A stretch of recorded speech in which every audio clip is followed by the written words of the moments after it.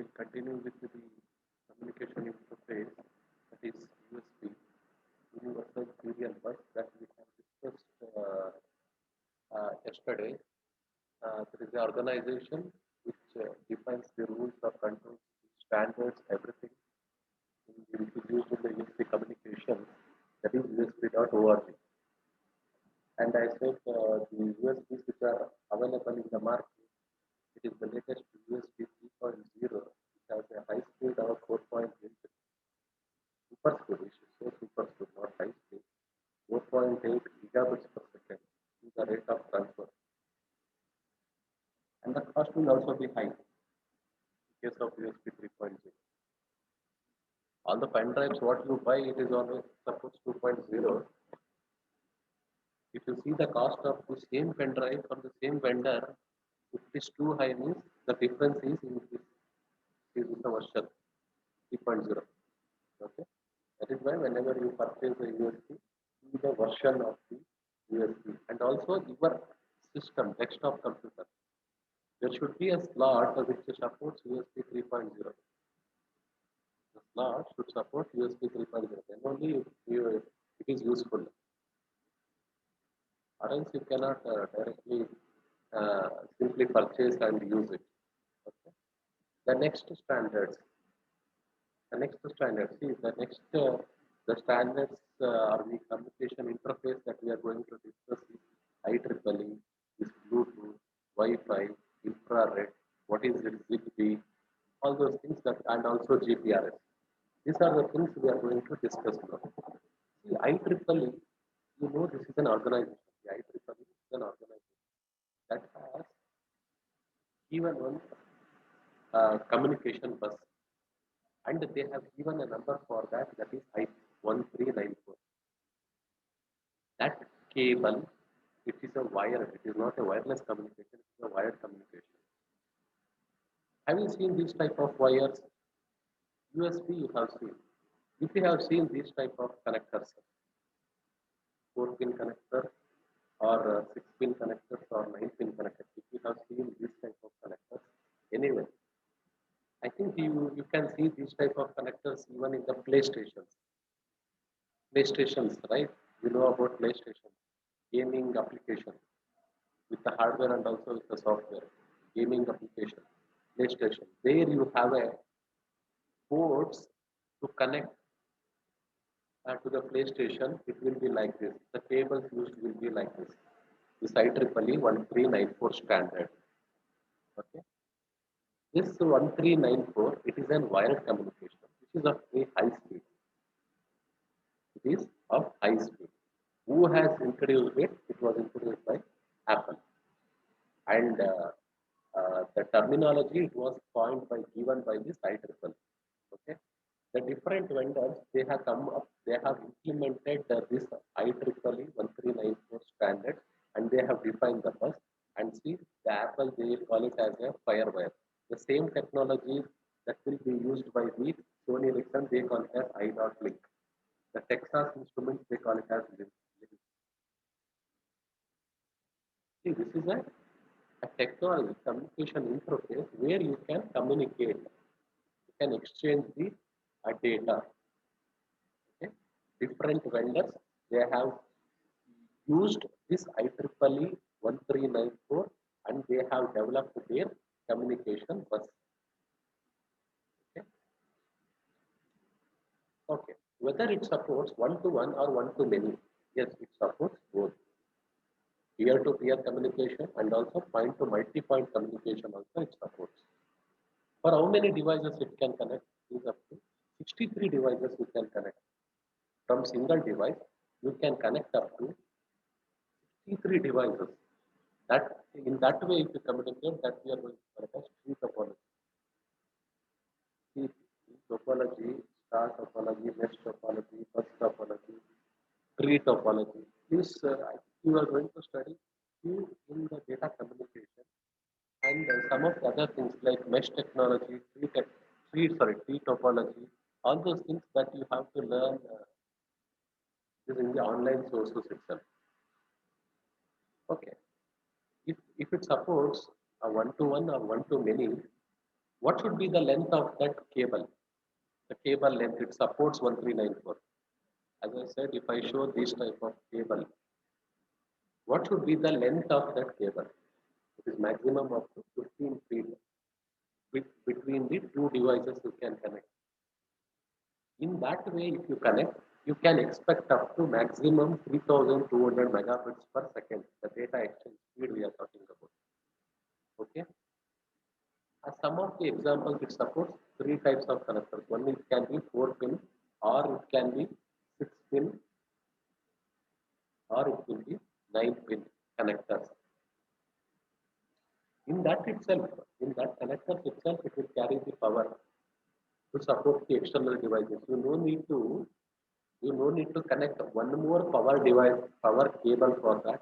It will carry power in that itself. 6 to 9 pins connectors, they will carry power that will support the external devices. Okay. In those pins, what can be the voltage you can pass is 24 to 30 volts. See here, this is a table which will give you a correct information about those pins. If there are four pins are there, in four pin connector, the other one device, the connector cable, the cable it has four pins. Then those four pins are all the differential signals. If it is a six pin, there will be a ground connection and also power connection. Six pin connector ಆದರೆ power supply nu ಬೇಡ ಆ particular device from scanner to the printer. You can connect from scanner to the printer directly. You can connect using this cable. In that, if you have this 6-pin connector cable, if you have this 6-pin connector, another power supply, it is not required. The power will go in this itself, and also the data also, it will move in the other three pins, 3, 4, 5, 6. In the same way, 9 pin means you don't have a connection for 7. For others, will be a shield for the network, differential signal line, the data to send, and the power supply, 6 and 8. This one, 9 pins. Okay. These are, you can see the connectors which are used in the Xerox machines. Okay. What type of adapters they use or the connectors they use. Then you will understand whether they have followed USB. In USB, how many pins? 4 pins. Ground, VCC, and then differential signal. And this 2 pins for data. In this way, you have this 4 pins. Actually, this 4 pins completely for data. In this 6 pins, 4 pins for data and other 2 pins for power supply. And in this 9 pins, you have some 7 pins for data and other 2 pins for power supply. In this way, this 1394, this is uh, very famous. This IEEE 1394 FireWire. This cable, this you can search in the internet. It is so famous that this technology is used by many of the companies. As I already said, if you use this type of cables, you can directly connect from scanner to the printer for printing, and you doesn't require another host to communicate between the scanner and printer. The scanner should send it to printing. In order to communicate, the mediator is not required, another host. If this cable is enough, it is going to communicate, but just by sending the commands from the scanner devices. And also some digital cameras or camcorder scanners to connect it to the desktop computers. It is not always you don't get the USB connectors. There is a chances of the IEEE 1394 connectors also will be there. If you don't have, then what we will do? We will use the converters from IEEE 1394 to USB. After connectors converters 1394 to USB. Then we are going to connect to the device. Nam laptop ಅಲ್ಲಿ ಆ pin support ಇರೋದಿಲ್ಲ 1394 connect ಮಾಡಕ್ಕೆ cable. If you try to connect these types, if there is no support in my laptop, then what we do? We will get the converter from 1394 to USB. Then we are going to connect to the computer. That is why nowadays the laptops will have a USB interface. That is why all the devices they will come up with the cable with the USB itself. Or else we should use one more converter. Then uh, the users may start reducing using those type of devices because there is no support of USB. There is another technology called infrared. There starts the wireless technology. It has started with infrared. See, this infrared radiations, you know, right? The same thing we are going to use. Infrared rays that we are going to use. This is a serial half duplex. Half duplex means from one end you can, from one device you can send at a time. Okay. For what purpose we use this infrared? Once again, between data communication between the devices. Most commonly used is in remote controls. In the remote controls, there will be an infrared device. If that infrared device, if it is there in your mobile, then it supports or it works as a remote. All the remote apps will work in your laptops if you have infrared support. Most of the Redmi devices they support this infrared, not other devices. But that infrared devices that even you can connect the ready-made component that will be available in the market that you can connect to the uh, audio jack which is there, right? That you can connect, and then your mobile will work as a remote. Mobile will use it for as a remote for your TV. What is infrared communication it uses? 100% in the electromagnetic spectrum, you have an infrared wave, right? That it will be used for transmitting the data. Whether it supports one to one, one to many, yes, it supports both. But what is the range? How far your TV uh, remote will work? It will always be in the range of some 10 centimeters to 1 meter. And nowadays, if the range has improved, nowadays the range has improved up to 3 to 4 meters, but not more than that. That infrared is not more than that. It is in that range itself. Where and all we are going to use it in the photo sensor. I'll say that. How to increase the range? The transmitting power of the IR device that has to increase. What is the speed of data transfer? If you use the infrared, what is the rate of data transfer? See, ultra fast means it can support up to 100 megabits per second. Very fast 60. The fast means 4 Mbps. The serial and medium infrared transmission is very less, 115.2 kilobits per second. Okay. This infrared it is not so great compared to your wired USB.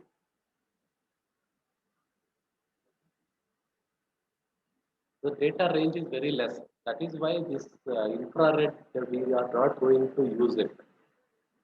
It has very limited advantages just in the TV remote control.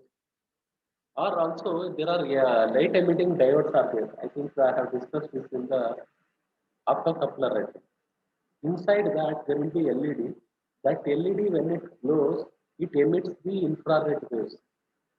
When that infrared waves is emitted by the transmitter, it will be received by the photodiode and that will be converted into signal, electric signal. Where this infrared will be used.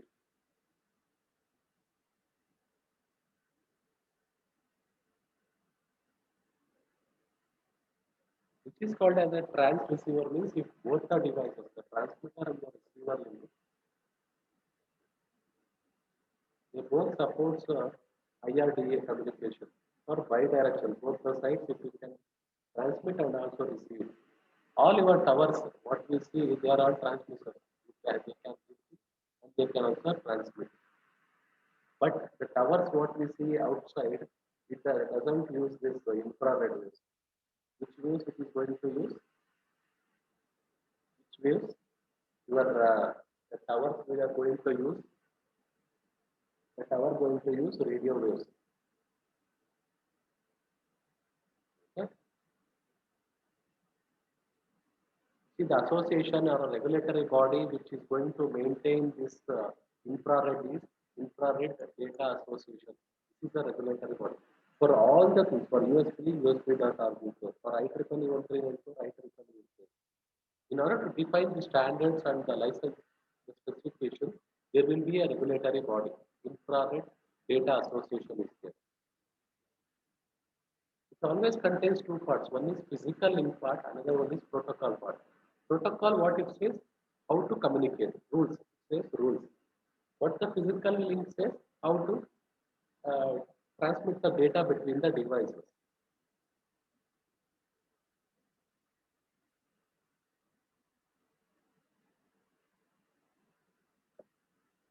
Because of so much of limitations of the infrared, Bluetooth came into picture in all the mobile phones. Before the Bluetooth, there was a infrared support. Before the Bluetooth came into picture, in our mobiles, there is a support for infrared. When the Bluetooth comes, that was removed. What was the Bluetooth technology? Whether it is costly, no. Whether it consumes so much power, no. Whether it can transmit up to long distance, no. It's shorter range. But whether it is a wireless technology, yes. In that, can you send audio? Yes. Can you send video? Yes. But it takes too much time. But for data and voice communication, you can use it. Which is the company which was proposed is Sony Ericsson, you know, right? Sony Ericsson, it is so famous. In the 1994, they have come up with this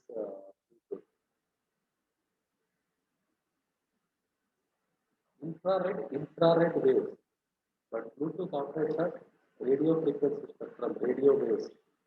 Okay? What is the wavelength of that? What is the frequency of that? At what frequency it is going to operate? It is at 2.4 gigahertz. If you have used this Bluetooth, nowadays you just use your Bluetooth to connect from your mobile to the audio devices in your car or to connect your remotes to the TV Bluetooth. Okay, for that only we are going to use the Bluetooth. See, the support of data rate is 1 megabits per second. In case of Bluetooth, it is huge. What can be the range? 30 feet. In your house, if it is 30, 40, that Bluetooth in that 30, 40, you can use it in your home. Okay. It also contains two parts. The Bluetooth communication, it has some set of rules. Another one is physical link, using which you can uh, communicate.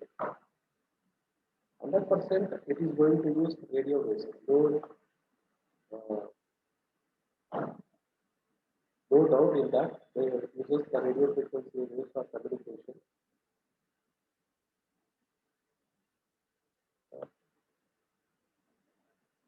Uh, I think in the Bluetooth, if you have came across with, can it communicate one device with the multiple devices? I think you have not used that, but it supports the Bluetooth. It supports point to point from one device to other device, or from one device to the multiple devices. Point to the multi-point. Both it supports wireless communication. Okay. If you check what is how the data is being exchanged between one device to the other device, what is the structure of the data? The structure of the data is a packet. If I say it as a packet means there will be a header field, there will be a data field. Inside the data field, there will be a checksum, uh, so many other information. I think you know about the structure of the packet from the data communication. If you are studying the data communication, then you will understand what is the packet-based data transfer. If you want to identify a Bluetooth a component in your mobile, that Bluetooth component itself, I'm not talking about your mobile, that Bluetooth component itself has some number. That is 40-bit unique identification number, 48 bit. Okay, in hexadecimal you can see that number whenever you use your mobile, whenever you try to connect to some device, you will see it in hexadecimal and dotted format. Dotted format ಅಲ್ಲಿ hexadecimal ಅಲ್ಲಿ numbers ನೋಡಬಹುದು ನೋಡಿ. ಯಾವ್ದಾರ Bluetooth device ಗೆ component Bluetooth enable device connect ಮಾಡಕ್ ನೋಡಿ, ಅವಾಗ ಅದ್ರ ಅಡ್ರೆಸ್ ಬರುತ್ತೆ. 48 bit unique number. That will be in hexadecimal. That device, your device, which is going to connect to another Bluetooth device, that can work as a master or a slave. Means you can communicate, or you can send the data, or you can receive the data also. One or more slaves can be there. That is what I was saying, point to multi-point. That type of network, if there are one master and more than one slave, then that type of network we are going to call as Piconet. From Bluetooth, from how many devices you are going to connect with? 7 devices you can connect. Means you can connect or send up to 7 devices. Where actually we use this Bluetooth? In our mobile, in the audio devices, in our car. What is the limitation? It is a shorter range data communication. That is the problem. Shorter range. It cannot send up to some 100 feet. That is why it is used in this range. Okay, who is going to maintain this license or Bluetooth? What is the standard body of this Bluetooth? This Bluetooth Special Interest Group. This SIG. There is an organization for Bluetooth also. There is an organization for USB. There is an organization for infrared. There is an organization for IEEE. All the rules, everything, it will come from that organization itself. If they include a technology, everything should be approved by that group itself. Bluetooth Special Interest Group. If the Bluetooth now, if it is crossing the range of some 30 feet, you have to standardize, this group has to standardize, and they will release the specification document.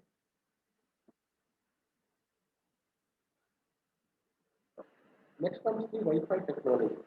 This is the one that you have seen day by day, this Wi-Fi. Without the Wi-Fi, we cannot survive itself now. What is the full form of Wi-Fi? It is not the Wi-Fi, it is wireless fidelity. This is the most popular wireless communication technology. Who has given this the standard, or which standard it follows? IEEE 842.11. There is a standard document, some rules is there. This Wi-Fi uses that. In this also, it is going to use packet transfer itself. Okay. But what protocol it is going to use is internet protocol for communication. Suppose internet protocol based communication. Can it send it to the multi-point devices? Yes, multi-point communication is there. But what is special with Wi-Fi is, without the IP addresses, it cannot work. All the devices, IP-based communication. Any devices, if you suppose IP-based communication. Other one device IP-based and trading customer, another IP address is that one. If it is an IP-based communication, there will be IP address. That IP address is there for each unique devices in the network. Using that itself, we are going to communicate. In this Wi-Fi, there will be a router. See, whatever the internet service providers they provide is always the modem. They provide the modulator, modulation and demodulation. The signals which is going to come in the optic fiber cable, that will be modulated and demodulated. Next, there will be a router. Modem will be connected to a router. Now in the current market, D-Link, it will come with the inbuilt modem and the router. One more, if it wants to work as a Wi-Fi from that router, if it wants to work as a Wi-Fi, if it is Wi-Fi, it will work. Then Wi-Fi router is required. Then only you connect your mobiles. Then only you can connect your mobile, TVs, everything to the Wi-Fi. From the internet, you require a modem, you require a router, then you require a Wi-Fi devices. Then only that Wi-Fi will be available in your home. Three things are there. In order to communicate, there should be some access point. From that itself, the data enters and it will go on to the some other devices. Without that wireless access point, you cannot communicate with the other devices. See, in the two mobiles, which is going to connect using one,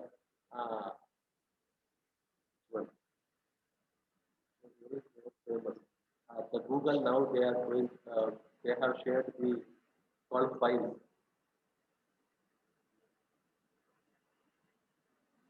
Which is the one we used to use to share the data between two mobiles. Share it, share it, or any other applications which uses Wi-Fi technology itself.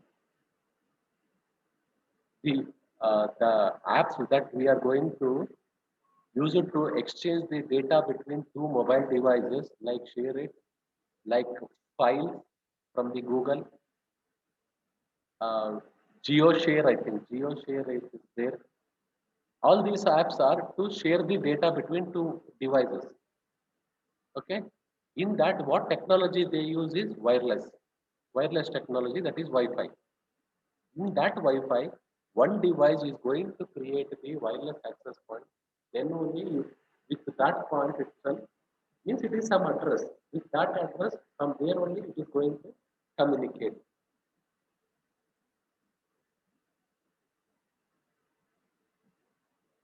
If I say my mobile or for my laptop, it is Wi-Fi enabled. If I say my laptop, it is Wi-Fi enabled means inside the laptop there is a wireless adapter is there that is going to transmit and receive the data. What type of waves it is going to use? Now it is only the radio signal. See the 5G technology what they use, even they use the radio waves. Even 4G, they use the radio waves. The 5G technology also they use the radio waves itself, but at different frequency and wavelength. At different frequency and wavelength. That you should remember.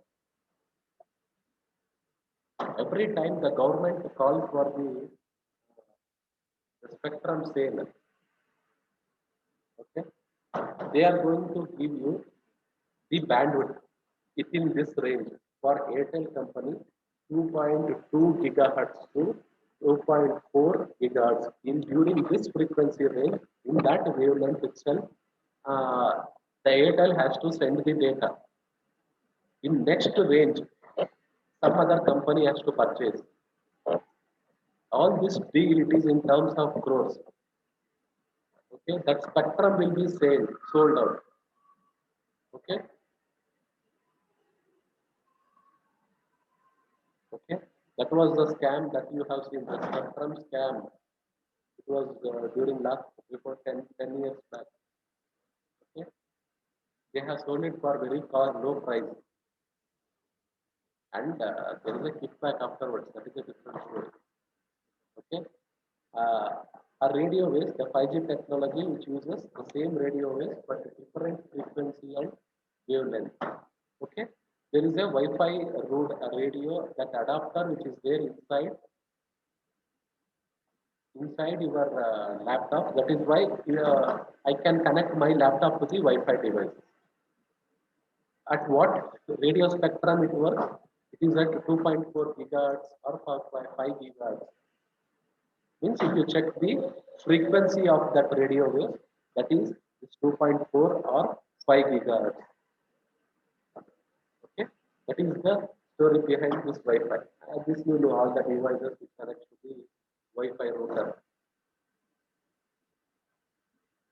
Now I think you have seen in order to connect to the Wi-Fi, what are the things you are going to do in the your mobile.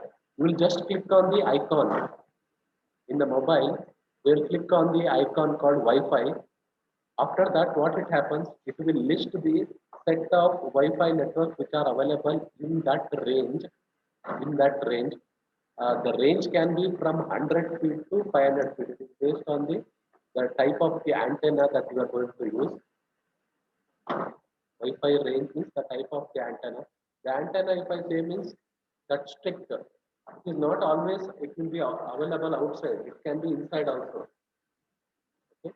That range is from 100 to 300 feet. After that, what you do, it will list out the list of the Wi-Fi networks which are available. In that, you are going to select one. If it given the security, if that network is security enabled, then the password is required to connect to that particular Wi-Fi. The Wi-Fi, it has some number that is called as service set identifier, SSID. Okay.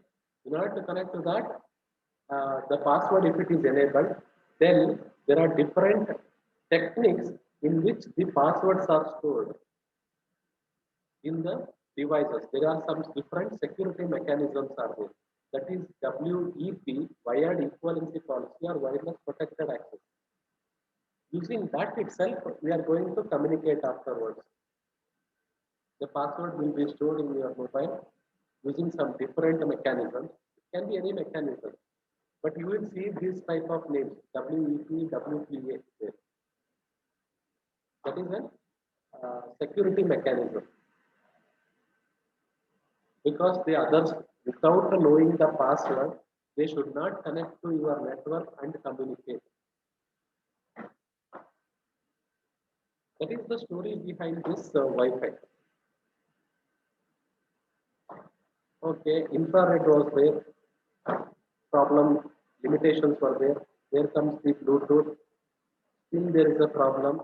What problem? The range and also the speed of data. Wi-Fi, yes, it is most successful Wi-Fi technology. One more wireless successful technology is Zigbee. See, I think you have heard these names of Zigbee at so many places. What is this Zigbee technology? See, this Zigbee technology, it is a wireless communication tool. Where actually you see this Zigbee technology is all the all the devices which supports for smart homes. All the devices which will create a smart home automation. I'm talking about home automation. The IoT devices I'm talking about. All those devices, it uses this protocol. Other than the wireless Wi-Fi, it uses this Zigbee protocol. Even the Alexa, what you know, in the Amazon, they have come up with the Amazon Echo, which uses in the background the Alexa, right? The Alexa voice service, which is going to do so many things. In the background, they uses this background in the program is Zigbee itself. See, what is this Zigbee is? Zigbee, it is some language. All the devices which are there in the smartphone, okay, they want, what we are expecting is all those devices, they have to communicate with each other. When if the timer, it has to connect to the that vending machine. Once it is 7 o'clock, the coffee should be ready for a person without he is going to request. And one more, the clock, it should inform, the timer should inform the user where it has to switch on and heat up the water. It should be ready to take the bath. Adjusting the temperature of the AC based on the temperature of the outside. All these devices, even though they are from the different vendors or the devices which will communicate using the same language called Zigbee. What is the range of Zigbee? It is in 100 meters. But the data rate is very less, but it is enough for these type of smart home automation devices. This Zigbee is very good. This will comes under the PAN, personal area networking. It is wireless, it is a wireless technology, and even Zigbee also it will take low consume and also low data rate. We cannot compare this with the Wi-Fi, which has a huge data rate, but this one it has a low data rate. So what is the bandwidth which is radio spectrum? It uses 2.4 to 2.484 or 902 to 928 megahertz. In that range, the radio waves are used to communicate using this Zigbee. If you try to see Zigbee, you cannot see it. It's a technology. Okay. See this Zigbee devices, Zigbee enabled devices. Okay. Those devices, you can be a Zigbee coordinator, or that device, it can be a Zigbee router, or it can be a Zigbee end device. If it is a Zigbee coordinator, then what it can do is, it can act as a root. Act as a root is nothing but it can store the information about the network, how many devices are there. See, like this,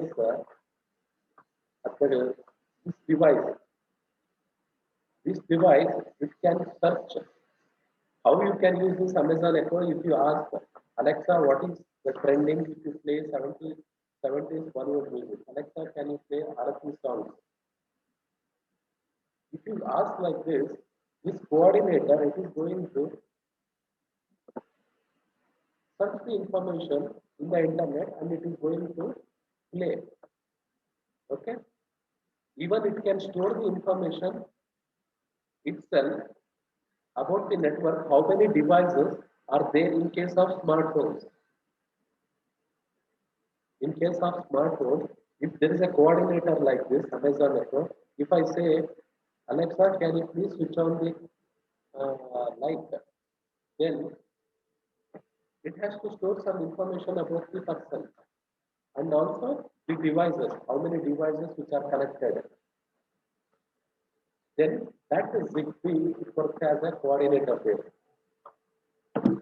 In some devices, it is works as a Zigbee router, where it is responsible for sending the, it works as a router. What the router does, it is going to pass the information from one device to the other device. Or it can be a Zigbee device, it can become as a end device, where it will just what the end device will do, it will be used for data communication. It cannot become as a mediator. It doesn't have capability. It means receiving the data from one device and send it to the other. What it can do is, it can receive and it can respond there. Okay, these are the devices that can work as a Zigbee coordinator, Zigbee router, or Zigbee end devices. It will give you the picture. What actually this technology it uses is the mesh technology. Where actually you see this Zigbee, it is in home automation, home security control, sensor networks, RFID, smoke detectors, heating control, lighting control, all this will make use of this Zigbee technology. See, for this there is a alliance is there, means organization is there. Zigbee Alliance that is going to maintain all the specifications for Zigbee. Okay.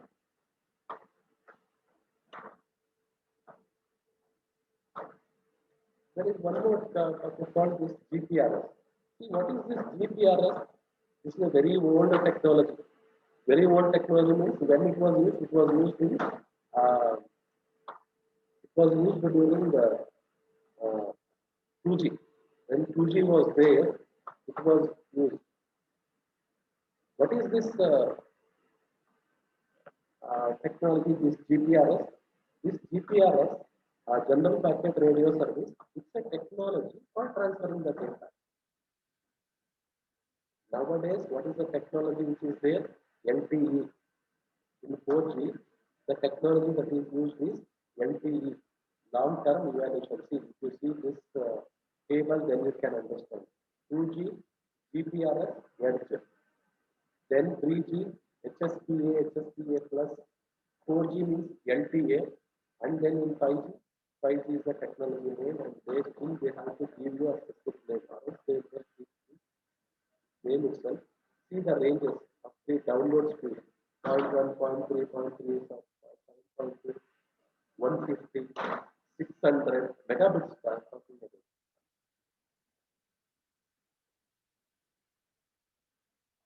Okay. See, this GPRS is a technology which is used for transmitting the data over mobile communication. Means in the 2G, when you used to use second generation network, the technology behind this mobile was this GPRS. In this GPRS, we used to use packets itself to send the data. The transmitting devices,